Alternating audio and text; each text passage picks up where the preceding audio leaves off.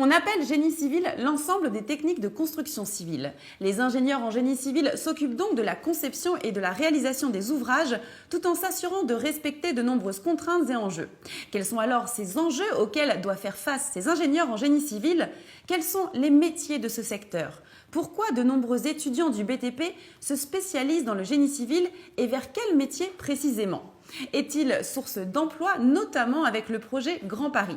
Pour suivre ce sujet, je vous invite à regarder ce débat en la présence de M. Yaru Zuresko, président de la commission marché, travaux publics et génie civil de la FIB et directeur général de Marlux, également Christian Jacob, président du groupe assainissement et directeur marketing de Stradal Génie Civil et VRD, et Nicolas Oriot, directeur de la communication et relations entreprises de l'école l'ESTP.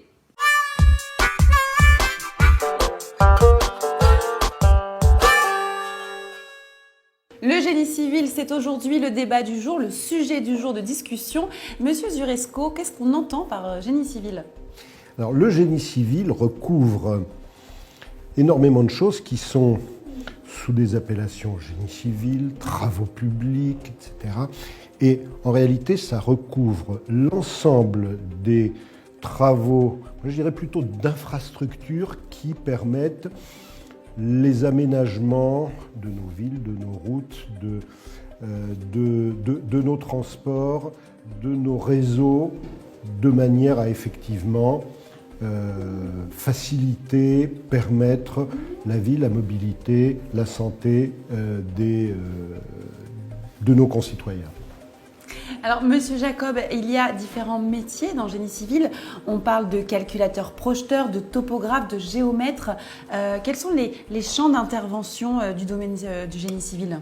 Les domaines d'intervention sont effectivement extrêmement variés, puisque ça part de l'étude proprement dite du projet, et savoir qu'est-ce qu'on veut faire, où est-ce qu'on veut le faire, comment on va le faire. Ensuite, il va y avoir toute une partie d'études soit dans un bureau d'études, soit dans une entreprise de génie civil ou de travaux publics. Là.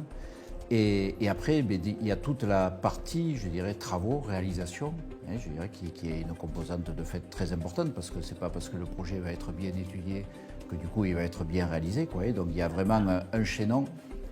Pardon. Non, j'ai rien dit. Continuez. Je vous laisse continuer. C'est ma petite réaction. D'accord.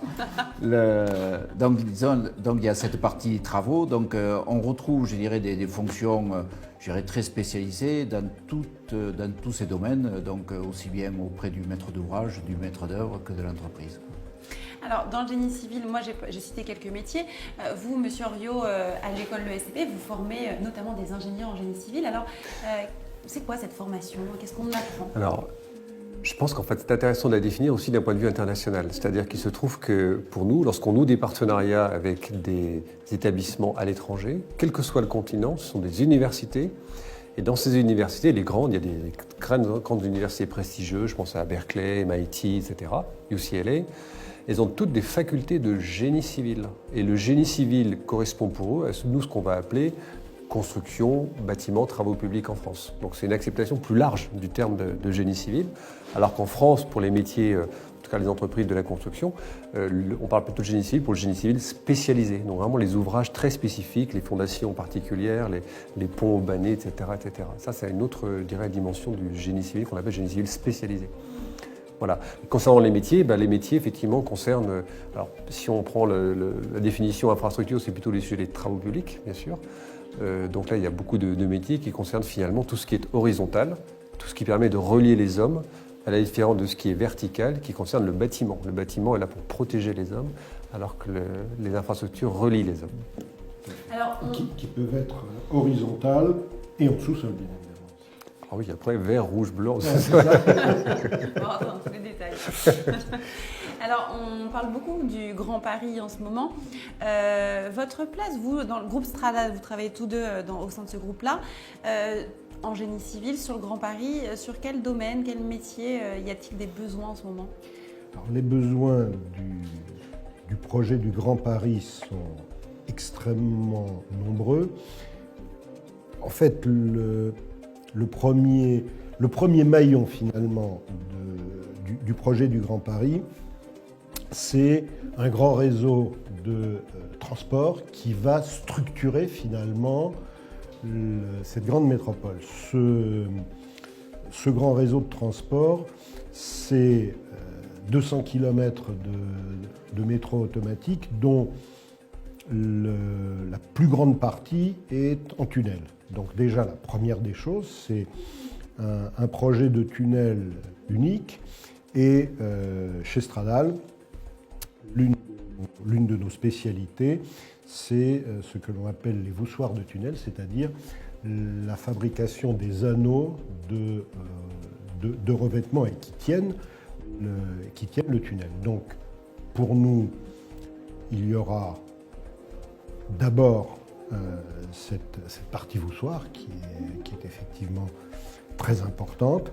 Et puis, dans ce projet du Grand Paris, il y a 69 gares. Donc dans 69 gares, il y a énormément de choses. Et là, nos solutions préfabriquées peuvent apporter toutes sortes de solutions.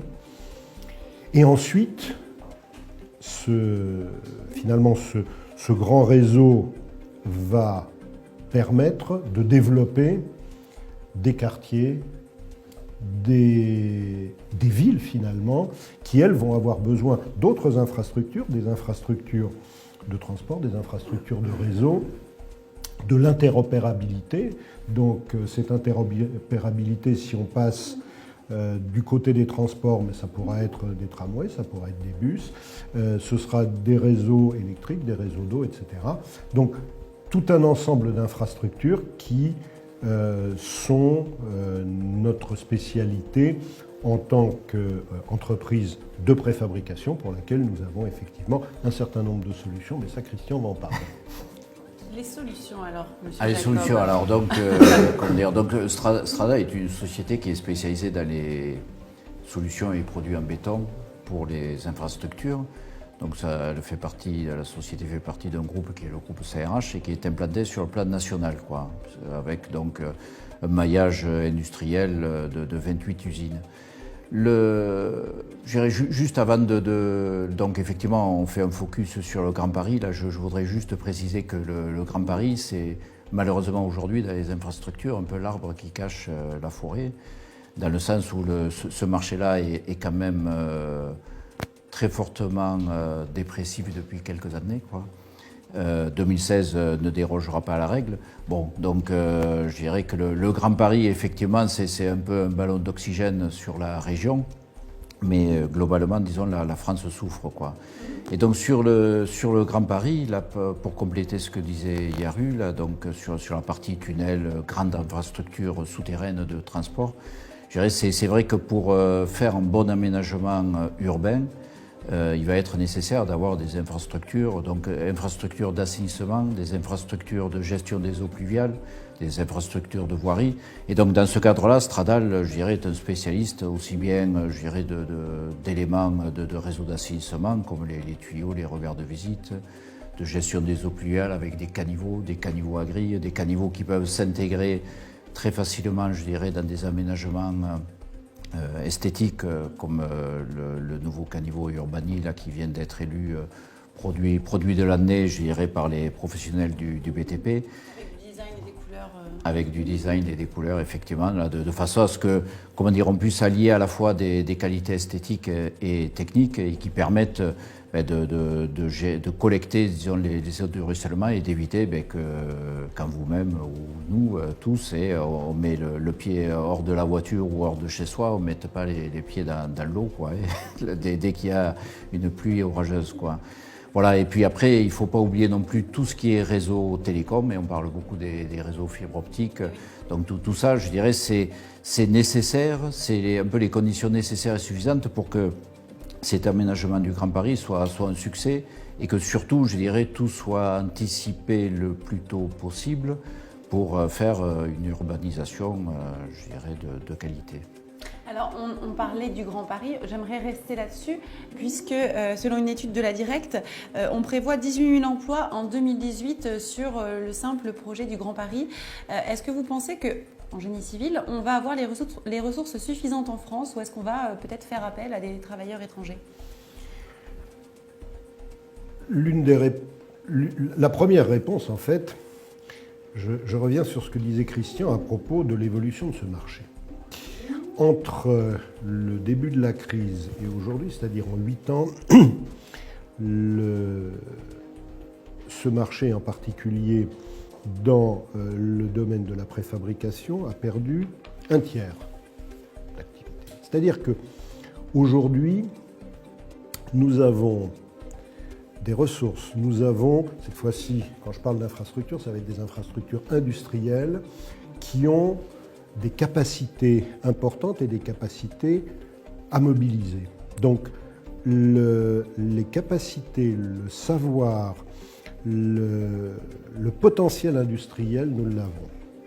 Bien évidemment, quand on parle emploi, un projet comme celui du Grand Paris va effectivement nécessiter aussi d'avoir recours à de la formation, d'embaucher des gens, de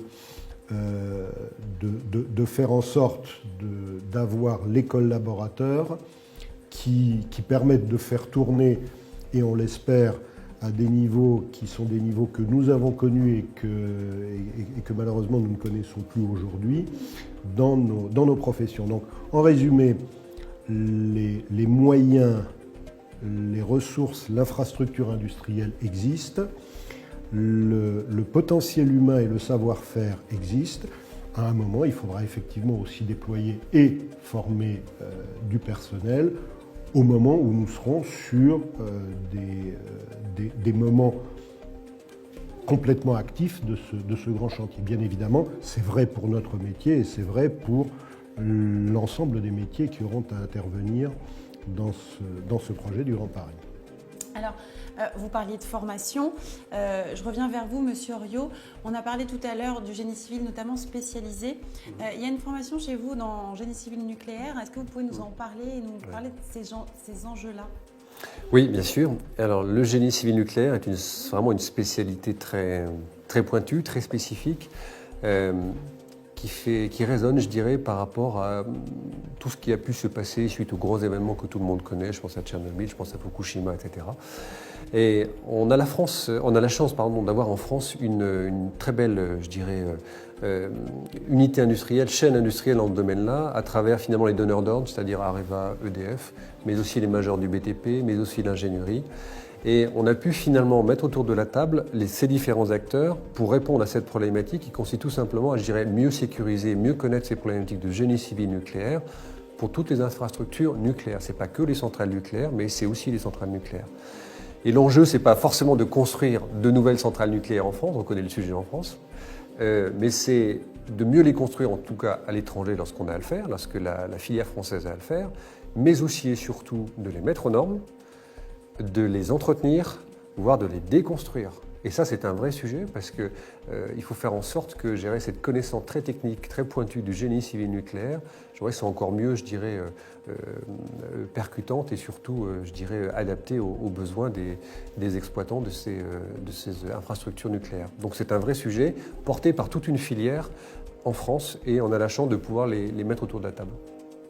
Alors, on a aussi le domaine du numérique qui se développe fortement dans le secteur des TP et du bâtiment. Dans le génie civil, tous les outils de partage d'informations, de CIAO, etc. Qu'est-ce que ça apporte?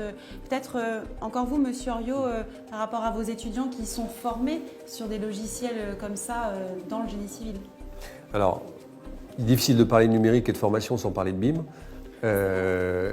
Donc, c'est quelque chose qui émane plutôt effectivement des pays du nord de l'Europe, en tout cas les anglo-saxons, ça c'est certain. Deuxièmement, ça vient plutôt d'abord par le sujet bâtiment, mais il est certain que ça ne peut que se développer. C'est en train de le faire d'ailleurs au niveau des infrastructures, donc ce qu'on appelle les travaux publics, parce qu'on a affaire à des objets de plus en plus complexes, qu'il s'agit de tunnels, de barrages, de centrales nucléaires ou autre chose. Et donc ça, c'est un passage oublié, c'est le sens de l'histoire finalement de la formation dans le génie civil.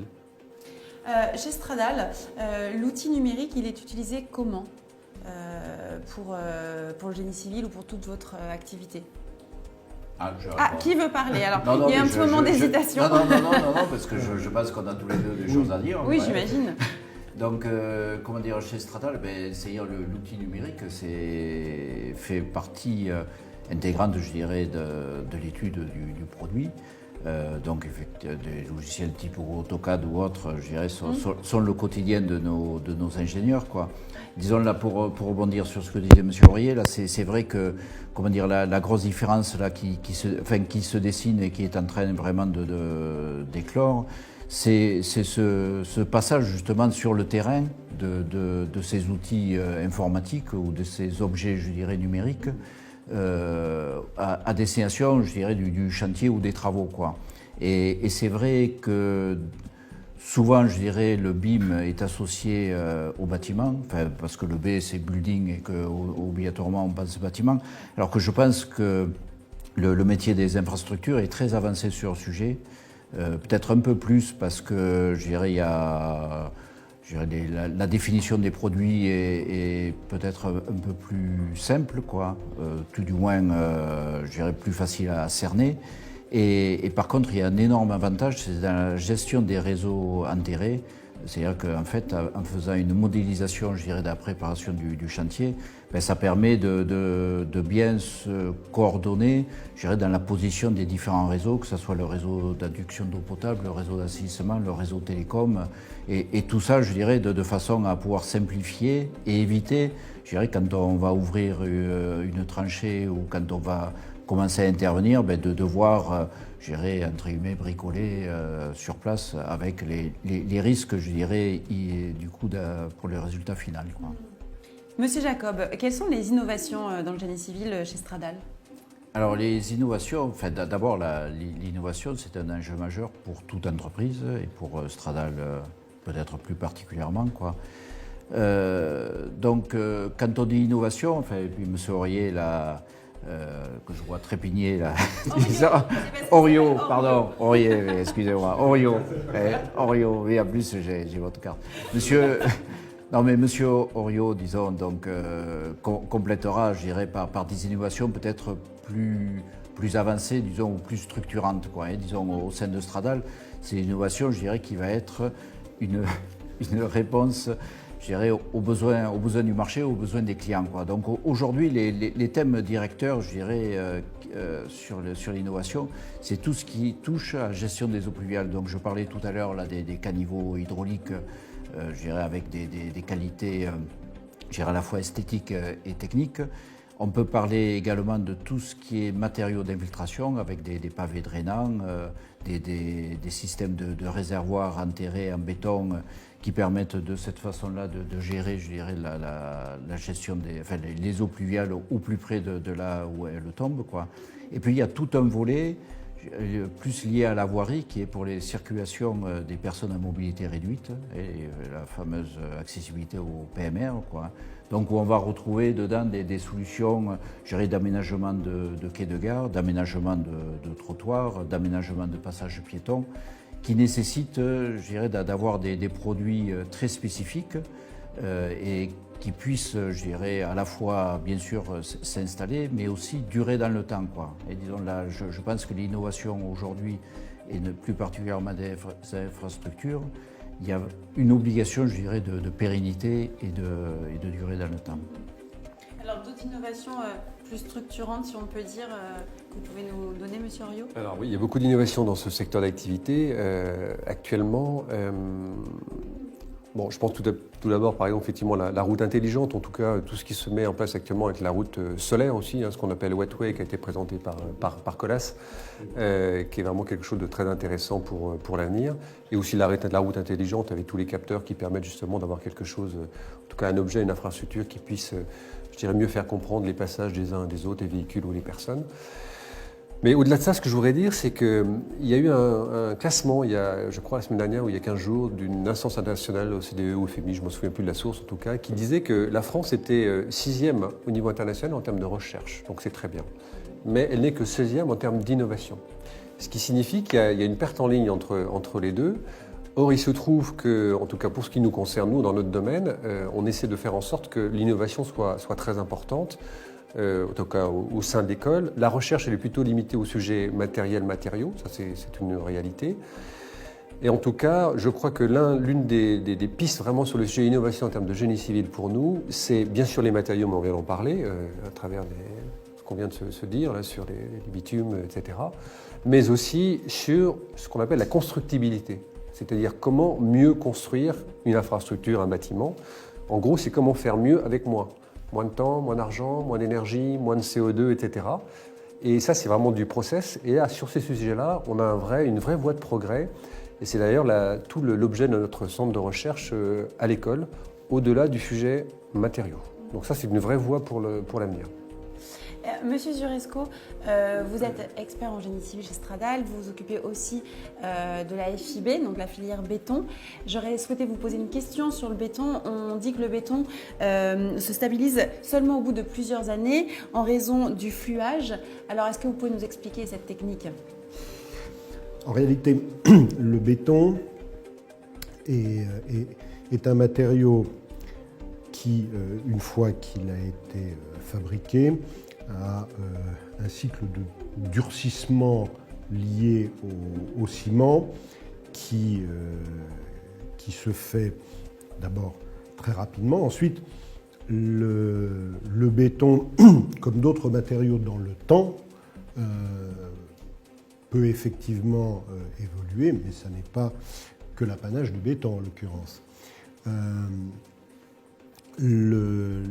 Aujourd'hui, les exigences que nous donnent nos clients, maîtres d'ouvrage, maîtres d'œuvre, sur des ouvrages complexes ou sur des ouvrages à exigences fortes, nous amènent à garantir des bétons avec, par exemple, des durées de vie de 100 ans. Donc, et comment on estime la durée de vie d'un matériau ? Alors, la durée de vie d'un matériau, ça, ce sont des sujets de recherche et de laboratoire et qui, derrière, passent également sur des approches normatives où, en fonction des conditions d'utilisation, des conditions d'agression et des caractéristiques du matériau, vont permettre effectivement d'être beaucoup plus fins en ayant spécifié un béton avec une certaine composition, avec des composants particuliers, avec un certain type de ciment, avec un certain type de granulat, avec une compacité importante. Et là, les solutions de préfabrication qui permettent de contrôler et d'avoir une traçabilité en usine de chacun des composants est effectivement un atout majeur, en ce sens que les produits que l'on va livrer pour un projet sont des produits qui ont une traçabilité absolue et qui ont déjà été complètement testés en usine et qui permettent de répondre, une fois qu'on est sorti d'usine, à ces caractéristiques qui vont garantir une durabilité, une durée de vie des éléments et derrière de l'ouvrage. Peut-être pour le grand public, en tout cas les gens qui sont moins des techniciens. Nous, on a mis en place une chaire des nouveaux bétons, justement, et il se trouve que vous êtes beaucoup plus spécialiste que moi, mais il y a aussi la nature du béton qui peut également changer. Le béton végétal, c'est quelque chose qui fonctionne aujourd'hui, en tout cas, qu'on est capable de proposer et qui permet de bâtir également. Donc ça, c'est vraiment, ça participe de l'innovation et d'un bénéfice en termes de développement durable que tout un chacun peut comprendre. Alors, est-ce que vous avez envie de rajouter une dernière chose sur ce débat du génie civil, Monsieur Jacob ? Oui. Si tout est dit après. Non. Je dirais là, c'est un thème qui fait partie de notre vie, les infrastructures. Je pense qu'en France, comme tout citoyen, je dirais, on est en droit d'attendre, je dirais, des infrastructures. On a un patrimoine d'infrastructures qu'il faut entretenir. Et je dirais, là, je pense que c'est un message, je dirais, qui doit passer. Et quand vous parliez tout à l'heure de durée de vie, il faut savoir qu'aujourd'hui, par exemple, un réseau d'assainissement, qu'on le souhaite ou qu'on ne le souhaite pas, mais compte tenu des allocations de ressources, doit tenir plus de 100 ans. Donc là, c'est vrai que comment dire, il est important d'avoir cette durabilité. Et donc les infrastructures font partie de notre vie. Il faut faire en sorte que, je dirais, celles qui nous ont été léguées par nos parents, ben on en transmette, on soit fiers de celles qu'on va transmettre à nos enfants. C'est beau. Monsieur Suresco. Écoutez, après, je vais avoir du mal à ajouter autre chose après ce qui vient d'être dit, mais je crois que ce que l'on peut rajouter, c'est qu'au-delà de la durée, et ça c'est effectivement le sens de l'histoire aujourd'hui, nos prochaines infrastructures seront non seulement durables, mais en plus intelligentes. Monsieur Rio. Alors, Faut surenchérir à chaque fois. alors, moi je pense que, même si les temps sont durs actuellement dans le domaine des travaux publics en France, je pense il faut toujours se rappeler qu'il faut être très fier de la filière génie civil en France, parce que je pense qu'au niveau international, d'abord, c'est ce qui permet à notre pays d'être encore plus attractif et compétitif. Donc on a intérêt effectivement à pouvoir continuer à avoir un réseau aussi bien, je dirais, de grande qualité, qu'il s'agisse des lignes TGV, des autoroutes, etc., etc. Et le deuxième élément, c'est qu'on a la chance quand même d'avoir des entreprises, soit d'ingénierie, soit de BTP, qui s'exportent dans le monde entier depuis plus d'un siècle et qui font autorité, qui ont un vrai savoir-faire sur ce sujet qui est le génie civil. Autant on n'est pas vraiment, je dirais, compétitif maintenant dans le domaine du bâtiment face à des entreprises chinoises, c'est une évidence. Autant lorsqu'il s'agit de construire des ouvrages très complexes tels que de nouveaux barrages ou des métros à l'autre bout du monde, on a les compétences pour le faire et ça c'est une vraie force pour notre pays. Voilà. Voilà, sur un très grand projet comme celui du Grand Paris, est-ce qu'on va avoir les ressources et les capacités? J'ai donné une réponse tout à l'heure, mais il y en a une autre qui découle complètement de ce que vous venez de dire, qui est que si aujourd'hui les ingénieries et les entreprises françaises sont effectivement capables de développer dans des pays où finalement ça n'existait pas des infrastructures extrêmement importantes, elles sont absolument capables de le faire à la porte de chez elles, c'est-à-dire à Paris. Et oui. Et c'est important, ça, on espère vraiment que ça va se passer de cette façon et qu'on va utiliser les compétences et les ressources en France pour développer toutes nos infrastructures. C'est évident. Ben, merci beaucoup, messieurs, d'avoir été avec nous. Merci à vous. Merci à vous de nous avoir suivis. On se retrouve très vite pour un nouveau débat sur cette émission, sur votre émission Ça fait débat. Et n'hésitez pas, donnez-nous toutes vos impressions sur le site de btp.tv.